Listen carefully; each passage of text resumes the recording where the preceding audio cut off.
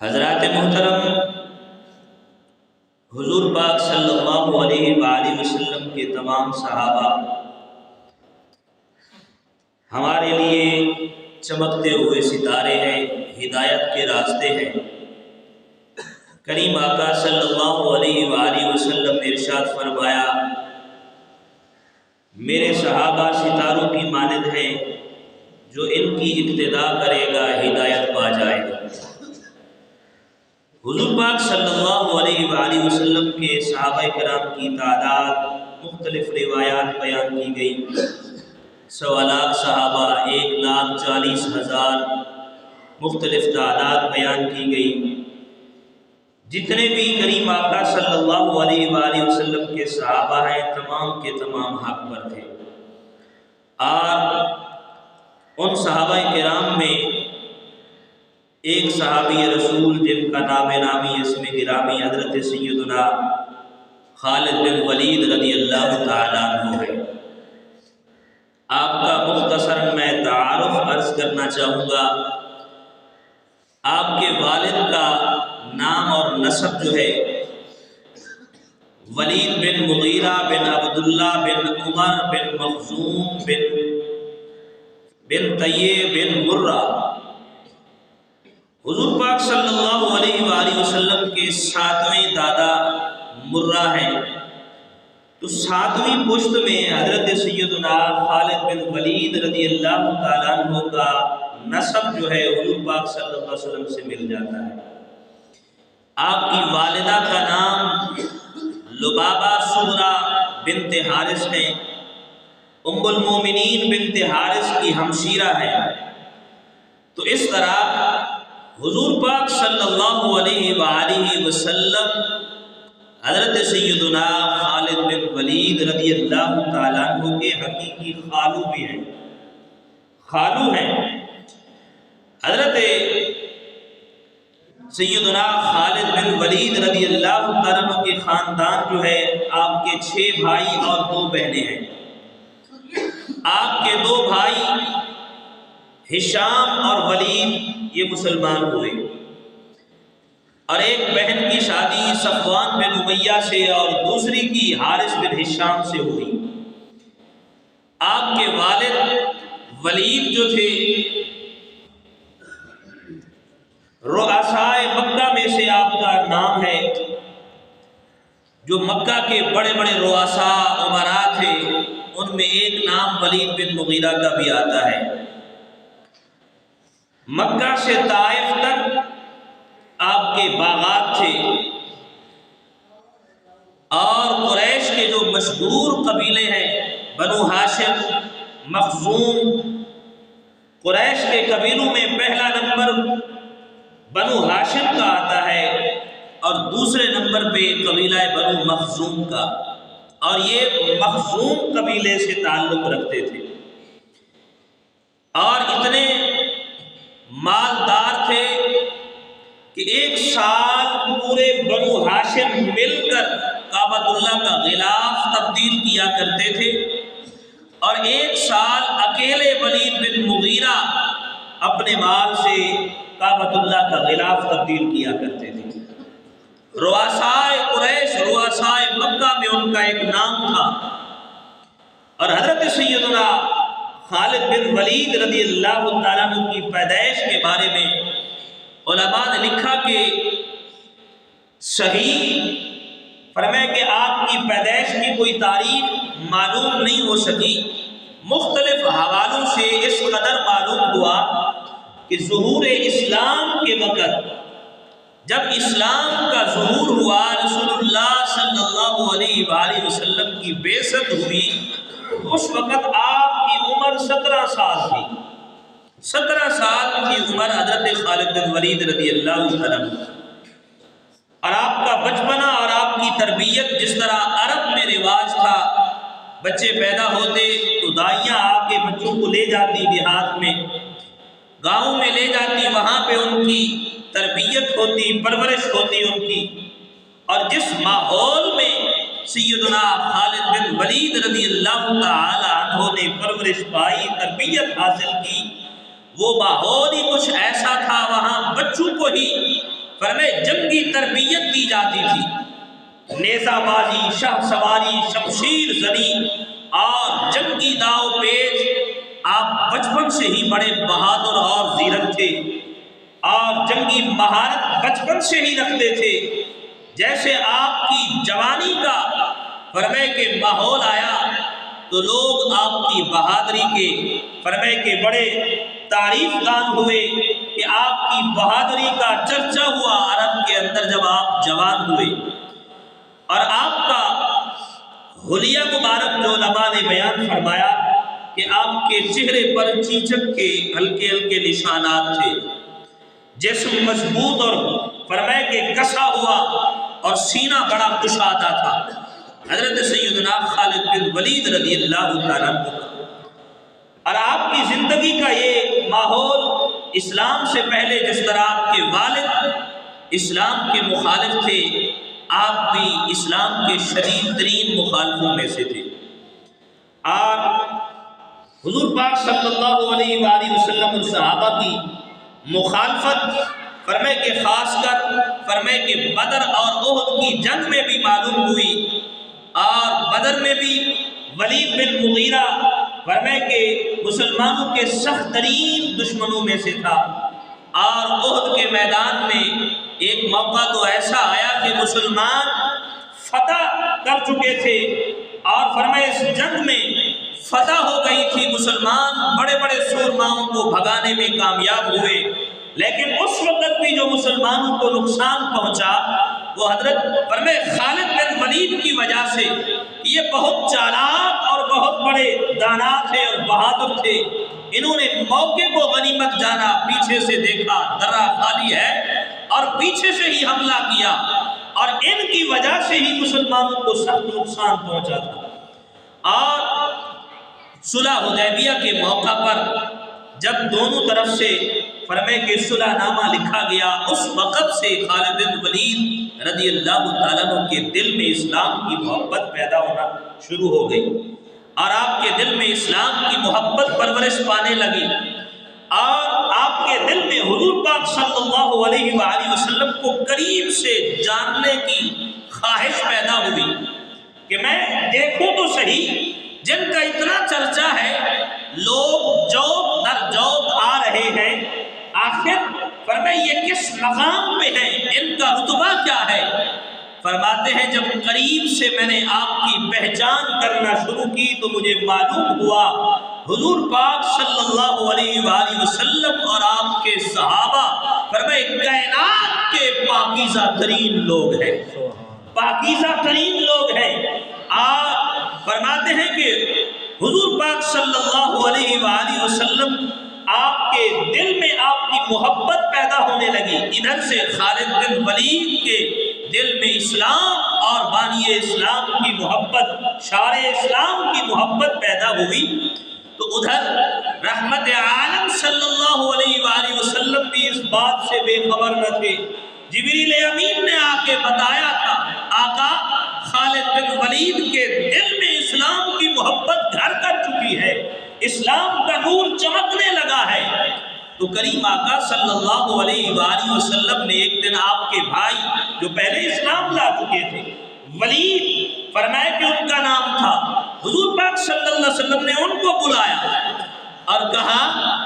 جب خالد کے دل میں اسلام کی محبت ظاہر ہو چکی ہے تو پھر یہ اسلام کیوں نہیں لاتا، اسلام کیوں نہیں لاتا؟ بس یہ بات ہونی تھی۔ تو حضرت ولید نے اپنے بھائی کو خط لکھا اور بتایا اے بھائی، فرمائے اچانک سے آج رسول اللہ صلی اللہ علیہ وآلہ وسلم کی لسان اللہ والی زبان پہ آج تیرا تذکرہ چھڑ گیا ہے، آج اچانک سے تیرا نام آنے لگا ہے، حضور پاک صلی اللہ علیہ وآلہ وسلم نے تیرے بارے میں ایسی باتیں کہی ہیں کہ جب خالد پر اسلام کی محبت، اسلام کا وقار ظاہر ہو چکا ہے تو پھر یہ اسلام کیوں نہیں لاتا؟ حضرت خالد بن ولید رضی اللہ تعالیٰ عنہ آپ فرماتے ہیں جب میرے بھائی کا یہ خط میرے پاس پہنچا تو میرے جسم پہ ایک طرح کی کپ کپی طاری ہوئی، بے ساختہ فرمائے کلمہ توحید میری زبان سے سے جاری ہو گیا اور میں اور تڑپنے لگا کب موقع آئے میں حضور کی بارگاہ میں جاؤں۔ اور فرماتے ہیں پھر ایک وقت آیا کہ میں مکہ سے مدینہ کی طرف چل پڑا، سفر شروع کیا، اور اس سفر میں یہ اکیلے نہیں آئے تھے، اکرمہ بن ابی جہل، ابو جہل کا بیٹا اکرمہ، اور عمرو بن عاص، یہ دونوں آپ کے بڑے قریب ساتھیوں میں سے تھے۔ جب آپ کو اکیلے کہیں پہ دیکھا تو انہوں نے آ کے پوچھا خالد کہاں جانے کا ارادہ ہے؟ تو آپ نے سوچا شاید یہ بھی تو دشمن ہے، کافر ہے، اگر میں نے مدینے کا کہا تو پھر یہ بھی فرمائے کہ میری دشمنی پہ اتر آئیں گے، کیونکہ قریبی دوست تھے، اور کہا ایک دوسرے کا راز ہے، اس کو راز رکھنا ہے۔ کہا میں مدینے جا رہا ہوں۔ انہوں نے کہا خالد اگر تو جا رہا ہے تو ہمارا ارادہ بھی یہی ہے، ہمارا ارادہ بھی یہی ہے، ہم بھی اس ارادے سے گھر سے نکلے ہوئے۔ یہ چلے، جب حضور کی بارگاہ میں مدینہ طیبہ پہنچے تو حضرت خالد بن ولید رضی اللہ تعالیٰ عنہ فرماتے ہیں میں نے سفری لباس جو پہنا ہوا تھا سفر کی وجہ سے میں نے وہ لباس اتار دیا اور اچھا لباس زیب تن کیا، تیار ہو کر کے حضور کی بارگاہ میں جاؤں۔ ابھی تیار ہو ہی رہا تھا کہ میرے بھائی ولید آ گئے۔ کہا خالد تو ابھی تک بیٹھا ہے، حضور کی بارگاہ میں کیوں نہیں آیا؟ کہا مدینے میں تو تیرے نام کے چرچے ہو رہے ہیں، رسول اللہ صلی اللہ علیہ وآلہ وسلم نے پہلے سے ہی لوگوں کو بتایا ہے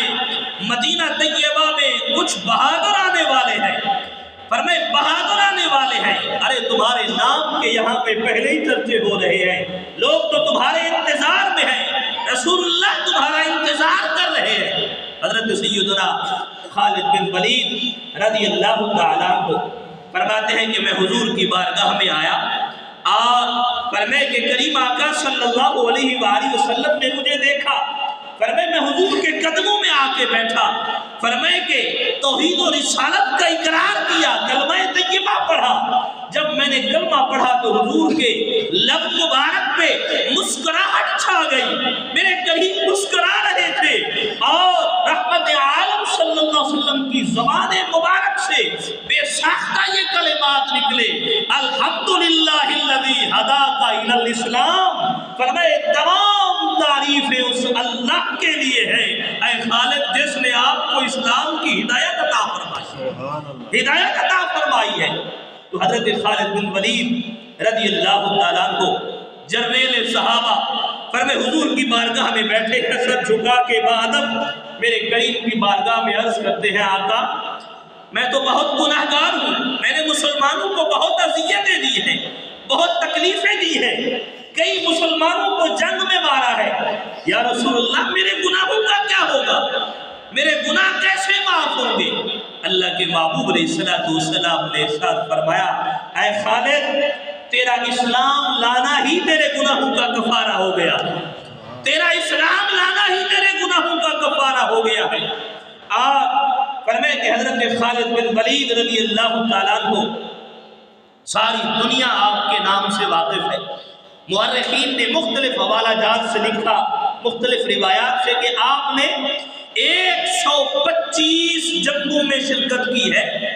اور ایک بھی جنگ میں شکست نہیں ہوئی، ہمیشہ فتح نصیب ہوئی ہے، فتح نصیب ہوئی ہے، حتیٰ کہ پورے عرب میں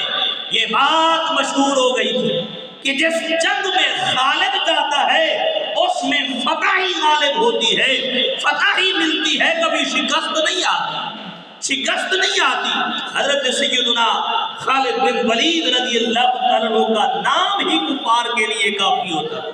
جس جنگ میں آپ جاتے تھے یہ حضور کے صحابہ میں آپ کا ایک مقام تھا۔ اور فرمائے کہ تاریخ میں اگر نگاہ دوڑائے فرمائے بڑے بڑے جرنیل آئے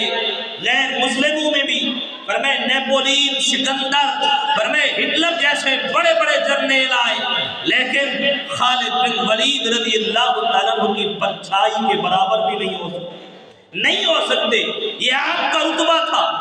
اور سب سے پہلے فرمائے کہ اگر دیکھیں حضرت سیدنا خالد بن ولید رضی اللہ تعالیٰ عنہ نے بحیثیت مسلمان فرمائے جنگ موتا سے اپنی جنگوں کا آغاز کیا، جنگ موتا سے لیکن ایران کی سب سے بڑی جنگ تک اگر دیکھا جائے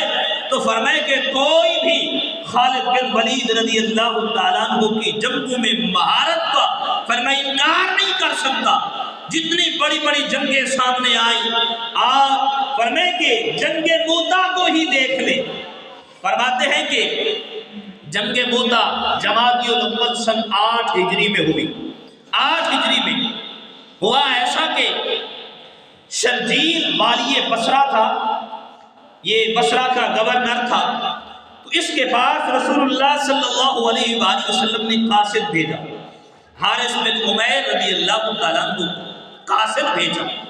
اور آج بھی فرمائے کہ قاصد کی ایک بڑی اہمیت ہے۔ فرمائے کہ اس دور میں تو فرمائے قاصد کو جو الفاظ جا کے کہتا تھا وہ بادشاہ کے لفظ سمجھے جاتے تھے، اس کی بڑی قدر و منزلت ہوتی تھی۔ لیکن یہ شرجیل جو تھا فرمائے کہ اس نے قاصد کو بڑی بے دردی سے حضرت حارث بن عمیر کو شہید کر دیا، بڑی بے دردی سے مارا۔ اور جب یہ بات رسول اللہ صلی اللہ علیہ وآلہ وسلم تک پہنچی، کریم آقا صلی اللہ علیہ وآلہ وسلم کو بہت تکلیف ہوئی، بہت بڑا صدمہ ہوا۔ اور اس کے بعد رحمت عالم صلی اللہ علیہ وسلم کچھ دنوں تک آپ خاموش رہے، پھر آپ نے صحابہ کا لشکر تیار کیا۔ فرمایا کہ حارث بن عمیر کے قصاص کے لیے 3000 صحابہ کا لشکر تیار ہوا، اور اس لشکر کا سپہ سالار زید بن حارثہ کو بنایا گیا، زید بن حارثہ کو بنایا گیا۔ رحمت عالم صلی اللہ علیہ وآلہ وسلم یہ لشکر جب تیار ہوا، اللہ کے محبوب علیہ السلام نے فرمایا ہم نے لشکر کا جھنڈا زید بن حارثہ کو عطا کیا، زید بن حارثہ کو عطا کیا۔ اگر زید شہید ہو جائے تو فرمایا پھر یہ جھنڈا تم حضرت جعفر بن ابی طالب کے ہاتھ میں دینا، اور اگر جعفر بن ابی طالب بھی شہید ہو جائے تو پھر یہ جھنڈا حضرت عبداللہ بن رواحہ کے ہاتھ میں آئے گا۔ اگر وہ بھی شہید ہو جائے تو پھر اپنے مشورے سے امیر مقرر کر لینا، امیر مقرر کرنا۔ اور اس جنگ میں حضرت خالد بن ولید رضی اللہ تعالیٰ کو بھی آپ شریک تھے، اور سنیت الوداع کے مقام تک میرے کریم آقا صلی اللہ علیہ وسلم پیدل چل کر آئے، اس لشکر کو روانہ کیا۔ اور جیسے ہی یہ لشکر فرمائے کہ چلا، موتا جو ہے یہ ملک شام کی فرمائے ایک چھوٹا سا قصبہ ہے۔ آپ فرمائے کہ وہاں تک جب مسلمانوں کا لشکر پہنچا، راستے میں شرجیل نے اپنے بھائی سدوس کو 50 آدمی سپاہی لے کر بھیجا، کہا جاؤ مسلمانوں کی نقل و حرکت کو دیکھو۔ اور یہ اچانک سے جب سامنے آیا مسلمانوں کی ان سے لڑائی ہو گئی، تو سدوس جو تھا اس جنگ میں مارا گیا۔ تو اس کا جو بھائی تھا شرجیل والی بصرہ، اس کو بڑا فرمائے ڈر لگا کہ مسلمان آ گئے، وہ اپنے قلعے میں بند ہو گیا، اور اس نے اپنے دوسرے بھائی کو بھیجا شاہ قیصر روم کے پاس کہ وہاں سے فوج لے کر آ۔ وہ 1,00,000 فوج لے کر آیا۔ فرمائے ہرقل بادشاہ نے 1,00,000 کا لشکر بھیجا مسلمانوں کے لیے، اور جب مسلمانوں کو پتا چلا کہ ہم تو 3,000 اور آگے آنے والا لشکر 1,00,000 ہے، تو سارے آپس میں باتیں کرنے لگے کہ کیا حضور کو بتایا جائے اس بارے میں، ہماری تعداد تھوڑی ہے، یا ہمیں واپس بلائیں گے یا پھر ہمارے لیے اور فوج بھیجیں گے تاکہ ہم دشمن کا مقابلہ کر سکیں۔ اس مقام پر صحابی رسول حضرت عبداللہ بن رواحہ رضی اللہ تعالیٰ عنہ نے بڑا شاندار خطبہ ارشاد فرمایا کہ اے لوگوں، ہم اپنا ملک چھوڑ کر یہاں کس لیے آئے تھے؟ کہ ہم دشمن کو چھوڑ کر بھاگ جائیں گے، دشمن کو پیٹھ دکھائیں گے؟ فرمایا نہیں، ہمارے سامنے 2 مقصد ہیں، ایک یا تو ہم جنگ کریں گے اور فتح نصیب ہوگی، غازیان اسلام میں ہمارا نام لکھا جائے گا، اور اگر ایسا نہیں تو دوسرا راستہ پھر ہمارے لیے شہادت ہے۔ فرمائے ہمارے بھائی، فرمائے کہ ہم جب غزوہ بدر میں شریک ہوئے تھے تب ہماری تعداد تھوڑی تھی، کمزوری کا، اور ہمارے پاس یہ عالم تھا کہ ہمارے پاس صرف 2 گھوڑے تھے۔ فرمائے کہ 8 تلواریں تھی، پھر بھی ہم نے دشمن کا مقابلہ کیا، اللہ نے ہمیں فتح عطا فرمائی، لہذا آج بھی ہم فرمائے پیچھے نہیں ہٹیں گے۔ سارے صحابہ نے ان کی تائید کی۔ اور پھر فرمائے کہ صفیں بن گئی، دشمن کے ساتھ مقابلہ ہوا، جنگ لڑتے لڑتے فرمائے سامنے 1,00,000 کا لشکر ہے، ادھر سے 3,000 صحابہ۔ حضرت زید بن حارثہ رضی اللہ تعالیٰ عنہ شہید ہوئے، جھنڈا گرنے لگا تو حضرت جعفر بن ابی طالب نے اٹھا لیا اور پھر دشمن سے مقابلہ شروع ہوا۔ فرمائے کہ آپ کا گھوڑا زخمی ہو گیا تو آپ پیدل نیچے اتر کر لڑنے لگے اور ایک کافر نے آپ کا دایاں بازو کاٹ دیا، جھنڈا نہ گرے، آپ نے بائیں بازو میں ہاتھ اٹھایا اور دشمنوں نے پھر وار کیا، آپ نے اپنے سینے سے لگایا، حتیٰ کہ زمین پر گرنے والے تھے کہ حضرت عبداللہ بن رواحہ آگے بڑھے اور جھنڈے کو تھام لیا کہ یہ علامت سب کی جاتی تھی جنگ میں، جب ایک فوج کا جھنڈا گر گیا ہے تو سمجھ لیں ان کی شکست ہے، ان کے لیے شکست ہے۔ اور فرمائے پھر حضرت عبداللہ بن رواحہ آگے بڑھے، انہوں نے جھنڈا اٹھایا اور پھر جنگ جڑتی فرمائے کہ شروع رہی۔ اسی دوران میں حضرت عبداللہ بن رواحہ شہید ہوئے۔ جب بڑے سردار فرمائے کہ ایک دوسرے کے بعد شہید ہو رہے تھے تو کافروں کی ہمت اور بڑھ رہی تھی کہ ہم ابھی ان کو شکست دیں گے، سب کو ختم کر دیں گے۔ اب فرمائے کہ سپاہ سالار کوئی نہیں تھا، اب جنگ کا ماحول ہے، اسی دوران کس کو بنایا جائے؟ تو حضرت ثابت بن اکرم رضی اللہ تعالیٰ عنہ آگے بڑھے اور انہوں نے جھنڈا اٹھایا اور مسلمانوں کو پکار کے کہا، اے گروہ صحابہ، میں نے یہ جھنڈا اس لیے اٹھایا ہے کہ میں سپاہ سالار بنوں، نہیں بلکہ اس لیے کہ مسلمانوں کا جھنڈا نیچے گر گیا تو کفار سمجھیں گے مسلمانوں کی شکست ہو گئی ہے۔ میں تمہیں بتا رہا ہوں، تم سب فرمائے کہ مشورہ دو کس کو سپاہ سالار بنایا جائے۔ سب نے کہا آپ ہم میں سب سے بڑے بھی ہیں اور غزوہ بدر و احد میں بھی آپ شریک ہوئے ہیں، لہٰذا ہم آپ کو سپاہ سالار بناتے ہیں۔ کہا نہیں، فرمائے کہ تمہاری رائے اپنی جگہ ہے، میں سمجھتا ہوں کہ خالد بن ولید کو سپاہ سالار بنایا جائے، جتنی جنگی مہارت، جتنا جنگی فنون خالد جانتا ہے، فرمائے ہم انہی کو بناتے ہیں۔ تو فرماتے میں نے وہ جھنڈا حضرت خالد بن ولید کے ہاتھ میں دیا اور حضرت سیدنا خالد بن ولید رضی اللہ تعالیٰ عنہ آپ نے کہا، اے ثابت بن اکرم، آپ مجھ سے بڑے بھی ہیں اور جلیل القدر بھی ہیں، آپ بدر میں بھی شریک ہوئے ہیں، لہٰذا فرمائے کہ آپ نے مجھے جھنڈا دیا۔ کہا ٹھیک ہے، بڑا میں ہوں، جلیل القدر بھی ہوں، لیکن جتنی جنگی مہارت خالد آپ کو ہے وہ مجھے نہیں ہے۔ سیدنا خالد بن ولید رضی اللہ تعالیٰ نے پھر جھنڈا ہاتھ میں تھاما اور اپنے مسلمانوں کو یکجا کیا۔ اتنے میں شام کا وقت ہو گیا، فرمائے جنگ روک دی گئی، کافر اپنے پڑاؤ میں، مسلمان اپنے پڑاؤ میں آئے۔ جب مسلمان واپس آئے تو سیدنا خالد بن ولید نے اپنے فوجیوں کا فرمائے کہ نقشہ ہی بدلا، جو دائیں سائیڈ والے تھے ان کو بائیں سائیڈ پہ اور جو بائیں سائیڈ والے ان کو دائیں طرف لے آئے، آگے والوں کو پیچھے والوں کو آگے لے آئے۔ جب صبح ہوئی تو کافروں نے دیکھا نئے سپاہی، نیا انداز، نیا ماحول، سمجھا کہ راتوں رات مسلمانوں کی نئی فوج آ گئی ہے، ان کو نئی اطلاع ملی ہے۔ ارے فوج تو وہی 3,000 تھی نا، فرمائے کہ اور سامنے 1,00,000 کا لشکر تھا اور اتنی سی بات نے صرف انداز بدلا تھا اور جنگی مہارت کا نیا انداز تھا۔ فرمائے کافروں کے دلوں میں خوف بیٹھا اور ادھر سے مسلمانوں کی اللہ اکبر کی صدا جب بلند ہوئی تو سامنے دشمن کے پیر اکھڑ گئے۔ فرمائے 1,00,000 کی فوج نے پشت دکھائی، بھاگ کھڑے ہوئے اور اللہ کی اس تلوار نے کفار کے 1,00,000 لشکروں کو شکست دی ہے۔ مورخین نے لکھا، فرماتے ہیں کہ اس جنگ کے اندر حضرت سیدنا خالد بن ولید رضی اللہ تعالیٰ عنہ کی 9 تلواریں ٹوٹ گئی تھی دشمن کا مقابلہ کرتے ہوئے۔ یہ حضرت سیدنا خالد بن ولید رضی اللہ تعالیٰ عنہ فرمائے کہ اتنے بڑے جلیل القدر جنہوں نے 125 جنگوں میں شرکت کی اور اپنی جان کی پرواہ کیے بغیر، تاریخ میں ایسے واقعات بھی آئے ہیں 60,000 کے مقابلے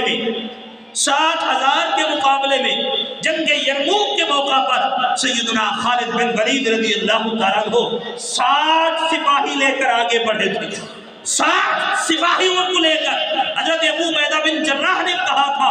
खालिद ये क्या कर रहे हो? कहा कुफार को इनकी औकात दिला रहा हूं यार। फरमाया कि तुम्हारी औकात भी यही है, अरे तुम्हारा 1000 मुसलमान फरमाया कि मुजाहिदीन के एक सिपाही से भी मुकाबला नहीं कर सकता, और एक मकाम पर 10,000 के मुकाबला में सिर्फ 10 सहाबा लेकर गए थे और फतह मिली थी। ये सैयदना खालिद बिन वलीद के वो कारहाय नुमाया है जो इन्होंने इस्लाम की खातिर अपनी जानें कुर्बान करके, सैयदना खालिद बिन वलीद ने ये फरमाए के कुर्बानियां दी है इस्लाम की खातिर, इतनी खिदमत पेश की है। एक मौका पर किसी काफिर ने कहा था ना, किसी काफिर ने कहा था आपको तोहफा दिया, फरमाए कि खालिद तुम कहते हो कि अल्लाह हमारी मदद करने वाला है, आप फरमाए कि उसके सिवा हमें कोई और नहीं बचा सकता, तो ये लो जहर है, अगर तुम चाहते हो तो फरमाए कि इस जहर को खा लो, पता भी चल जाएगा। आपने कहा तुम आजमाना चाहते हो, फरमाए जहर उठाई,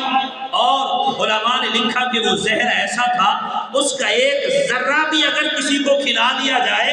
तो फरमाया बंदा 1 घंटा भी जिंदा नहीं रह सकता, उसी वक्त मर जाए। तो पूरी की पूरी पुड़िया उठाई, हाथ में रखी, और खालिद बिन वलीद रज़ी अल्लाह तआला ने पढ़ा था। फरमाए कि आप फरमाते हैं कि आपने दुआ पढ़ी,